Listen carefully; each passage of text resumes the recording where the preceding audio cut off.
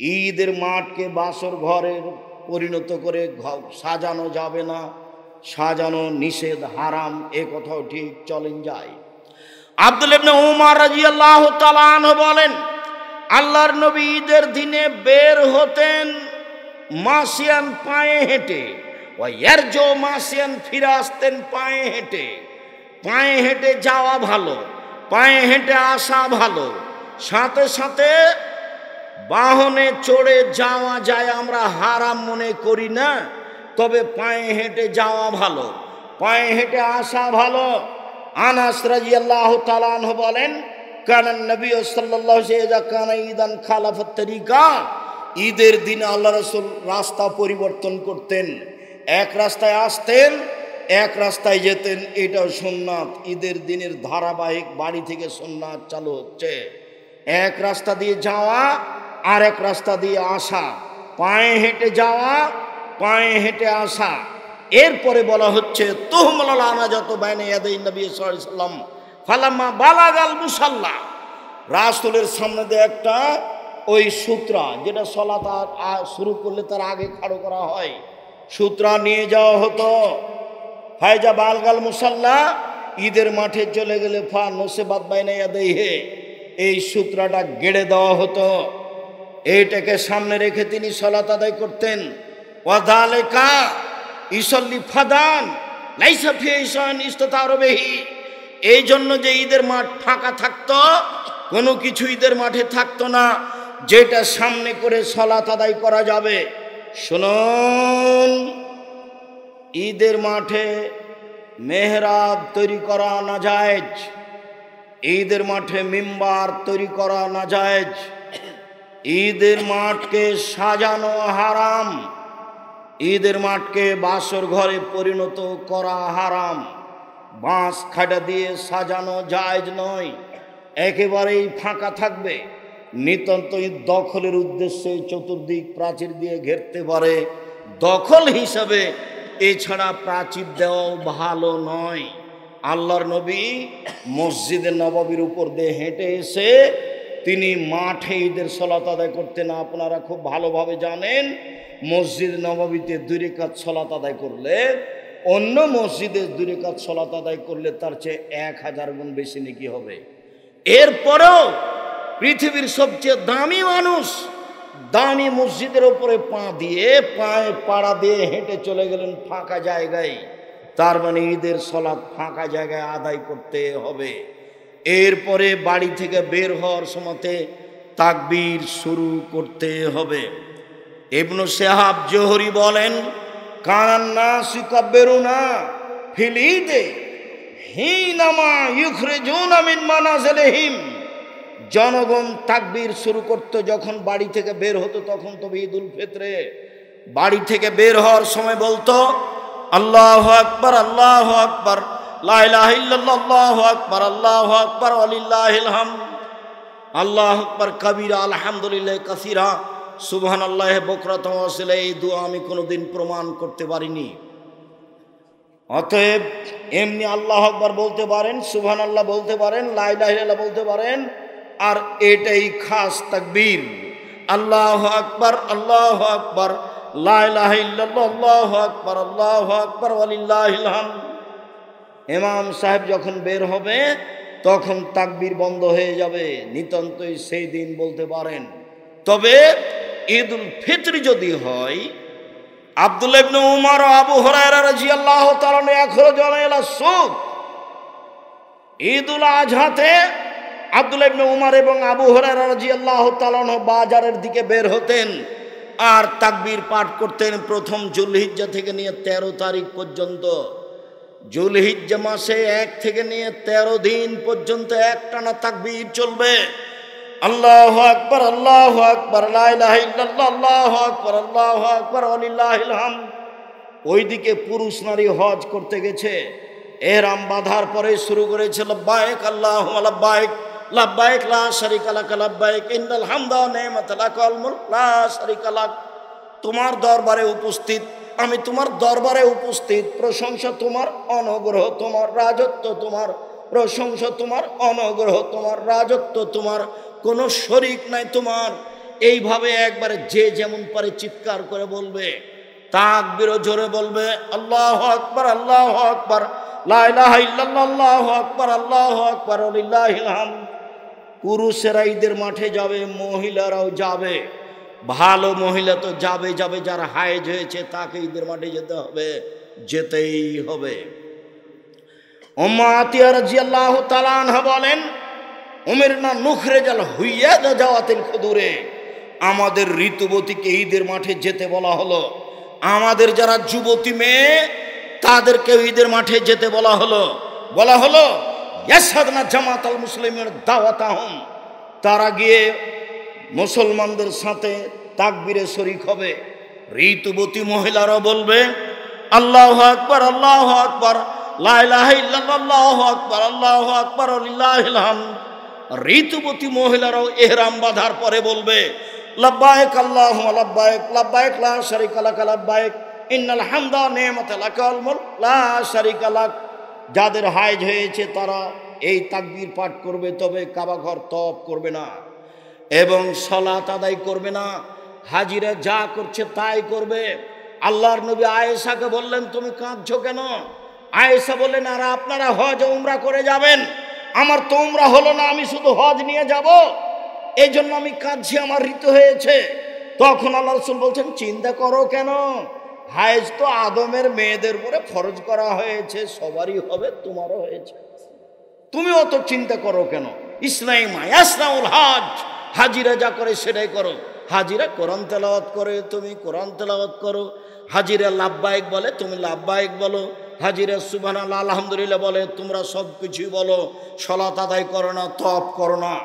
এই বিবরণ পেশ করে, বুখারী মুসলিমের বিবরণ পেশ করে বলা হয়েছে, ঋতুবতী মহিলারাও কোরআন মাজিদ ধরে পড়বে, এ কথাই ঠিক।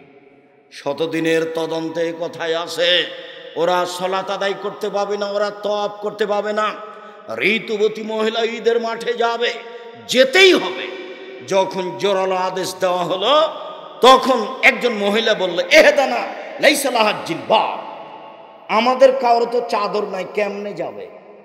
চাদর গায়ে দিয়ে যেতে হয়। উপস্থিত বৈঠকের মুসলিম বোন এমনি আছেন নাকি বসে, এই মেয়ে, তোমার মাথায় কাপড় নাই কেন?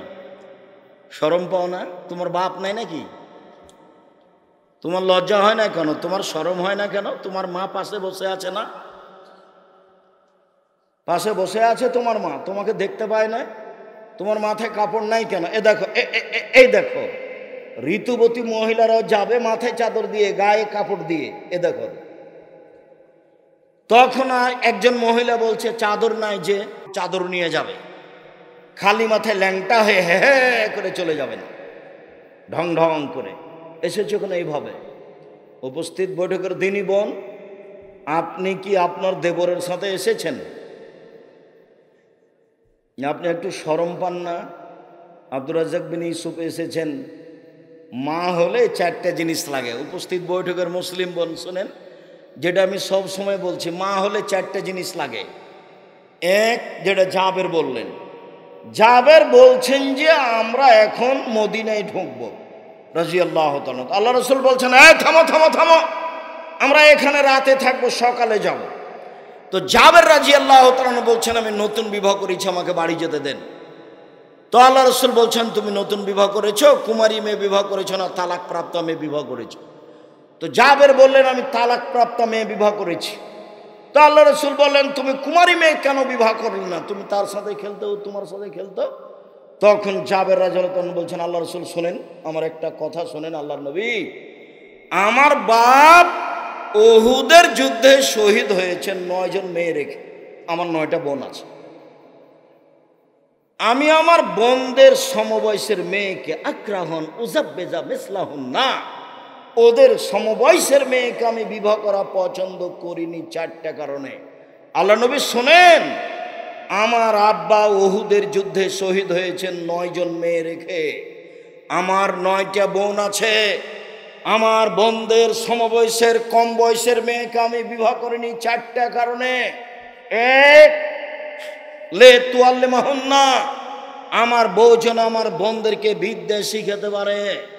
প্রথম বিদ্যা মাকেই শিখাতে হবে। এই জন্য পুরুষের সাথে সাথে মহিলা শাখাও খুলতে হবে, এ কথাই ঠিক। জামিয়া সালাফিয়া ডাঙ্গিপাড়া পবা রাজশাহীর মহিলা শাখার জন্য আলহামদুলিল্লাহ তানোর গোদাগাড়ির লোক জমি দিয়েছে 60 বিঘা। 33 শতকের বিঘায় কতখানি দিয়েছে? 60 বিঘা। তারা 100 বিঘার প্রজেক্টের প্রস্তাব দিয়েছে যে আমরা 100 বিঘা জমি এখানে করে দেব। মহিলা বিশ্ববিদ্যালয়ে মহিলাদের শিখাতেই হবে। রূপগঞ্জ নারায়ণগঞ্জে মহিলাদের শাখায় জমির পরিমাণ হলো 22 বিঘা। কতখানি? 22 বিঘা। ওই প্রতিষ্ঠান 51 বিঘা জমির ওপরে। সম্মানিত দিনী ভাই বোন, মহিলা শাখা দিনাজপুরেও আছে, মহিলা শাখা বরিশালেও আছে, মহিলা শাখা চট্টগ্রামেও শুরু হবে ইনশাল্লাহ। সময়ের গতিতে চট্টগ্রাম, ময়মনসিংহ, নোয়াখালী, ফেনী, যশোর, কুষ্টিয়া এসব ডিস্ট্রিক্টে জমি রেডি আছে। সময়ের গতিতে প্রতিষ্ঠান চালু হবে ইনশাআল্লাহ।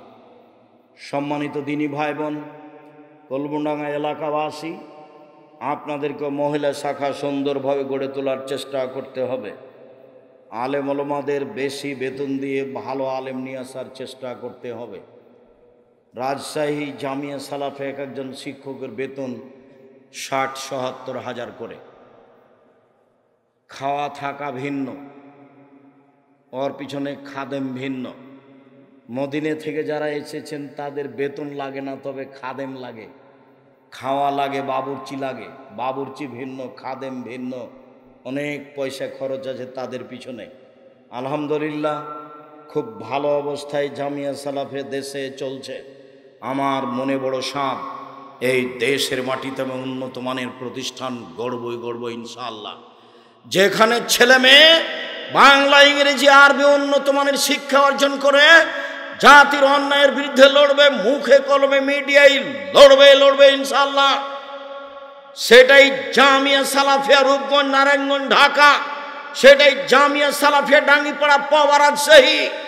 এদেশের সর্ববৃহৎ প্রতিষ্ঠান জামিয়া সালাফিয়া, শিক্ষার মানে সর্বোচ্চ প্রতিষ্ঠান জামিয়া সালাফিয়া, শিরক মুক্ত প্রতিষ্ঠান জামিয়া সালাফিয়া, বিদআত মুক্ত প্রতিষ্ঠান জামিয়া সালাফিয়া, দল মুক্ত প্রতিষ্ঠান জামিয়া সালাফিয়া, সংগঠন মুক্ত প্রতিষ্ঠান জামিয়া সালাফিয়া, হিংসা মুক্ত প্রতিষ্ঠান জামিয়া সালাফিয়া, দেশের অমূল্য সম্পদ জামিয়া সালাফিয়া। আমি এলাকাবাসীকে অনুরোধ জানাচ্ছি, আপনারাও কলমডাঙ্গা মাদ্রাসা পুরুষ ও মহিলা শাখাকে একটা ভালো মানের তৈরি করার জন্য জীবন বাজি রেখে লড়ে যান। ফলাফল আল্লাহ দিবেন ইনশাআল্লাহ। 2013 সালের 24 আগস্ট মঙ্গলবার আমি বলেছিলাম আমার হাতে টাকা নেই, এ কথা সত্য। প্রতিষ্ঠান গড়বে, এ কথা সত্য। ইনশাআল্লাহ গড়বে। টাকার হিসাব পরে, সিদ্ধান্ত আগে। ভালো মানে ছেলেদের প্রতিষ্ঠান গড়তে হবে, ভালো মানে মেয়েদের প্রতিষ্ঠান গড়তে হবে। জীবন বাজি রেখে চেষ্টা করেন, আল্লাহর কাছে প্রার্থনা করেন, কাজে সফল হবই ইনশাআল্লাহ। সম্মানিত দিনী ভাই বোন, তিনি বললেন আমার সমবয়সের মেয়েকে আমি বিবাহ করিনি আমার বোনদের সমবয়সের 4টা কারণে। 1, আমার স্ত্রী আমার বোনদেরকে শিখিয়ে দিবে, মেয়েদের শিখিয়ে দিতে হবে, মাকে শিখিয়ে দিতে হবে। 2, শিষ্টাচার শিখাবে আমার স্ত্রী আমার বোনদেরকে, ছেলে মেয়েকে মাকে শিষ্টাচার শিখাতে হবে। মাই জানে না শিষ্টাচার কাকে বলে, ও শিখাবে কি? ওর বাপে বিবাহ দিয়েছে, স্বামীর কাছে গেছে, এই জন্য ছেলে হয়ে গেছে। ও কি জানে শিষ্টাচার কাকে বলে? ও কি বাচ্চাকে কাপড় পরানো জানে? ও কি দরজা বন্ধ করা জানে? ও কি বাচ্চাকে জামাটা কিভাবে পরাতে হবে সেটা জানে? ও কি ভাত রান্না করা জানে? ও কি দরজাটা বন্ধ করা জানে? ও যখন ভাতের পাতিলে চাউল দেয় তখন 2-3টা চাউল নিচে পড়ে গেছিল, ও তো উঠিয়ে নেয়নি।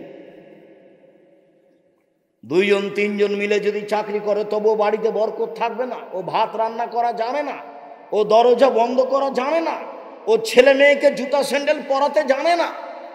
সে মা নয়, ও একজন হস্তিনী মা। ও হচ্ছে কি মা? হচ্ছে একটা হস্তিনী মা। আমি বলি না তাকে রাখতে হবে, তবে আমি তাকে তালাক দেওয়ার জন্য আদেশ করিনি, পরামর্শ দিই। বউ ভালোই নিয়ে আসতে হবে, এ কথাই ঠিক। রাসূল সাল্লাল্লাহু আলাইহি সাল্লাম যখন বললেন চারটা জিনিস আছে যার সুখময় জীবন তার, চারটা জিনিস আছে যার সুখময় জীবন তার, তখন এক নম্বরে বললেন আল মারাতু সালেহা, ভালো স্ত্রী। 2 নম্বরে বললেন আল জারু সালেহ, ভালো প্রতিবেশী। 3 নম্বরে বললেন আল মারকাবুল হানি, একটা ভালো গাড়ি। 4 নম্বরে বললেন আল বাইতুল ওয়াসি, থাকার ঘরটা প্রশস্ত। আবার বললেন আর দুনিয়া কুল্লুহা মাতা খায়রু মাতাই দুনিয়াল মারাতু সালেহা, সারা পৃথিবী সম্পদ, সবচেয়ে দামি সম্পদ হচ্ছে ভালো মহিলা। ভালো মহিলাই পৃথিবীতে সবচেয়ে দামি সম্পদ। সম্মানিত দিনী ভাই বোন, আল্লাহর নবী বললেন শোনো, 4টে জিনিস সবচেয়ে দামি, 3টে জিনিস সবচেয়ে দামি। 1, ওই জিবা, যে জিবা সুবহানাল্লাহ আলহামদুলিল্লাহ বলতে পারে। 2, ওই অন্তর যে অল্পতে তুষ্ট হয়। 3, ওই স্ত্রী যে স্বামীকে দিনের উপরে সহযোগিতা করতে পারে, ভালো স্ত্রী। ভালো স্ত্রী হচ্ছে সবচেয়ে দামি সম্পদ, যারা রাসূল সাল্লাল্লাহু আলাইহি ওয়াসাল্লাম বললেন। আল্লাহ নবী বললেন খায়রুন নিসায়ে, মহিলাদের মধ্যে সবচেয়ে ভালো মহিলা হচ্ছে ওই স্বামী আদেশ করলে পালন করে, স্বামীর সাথে কথা বললে হাসি মুখে বলে।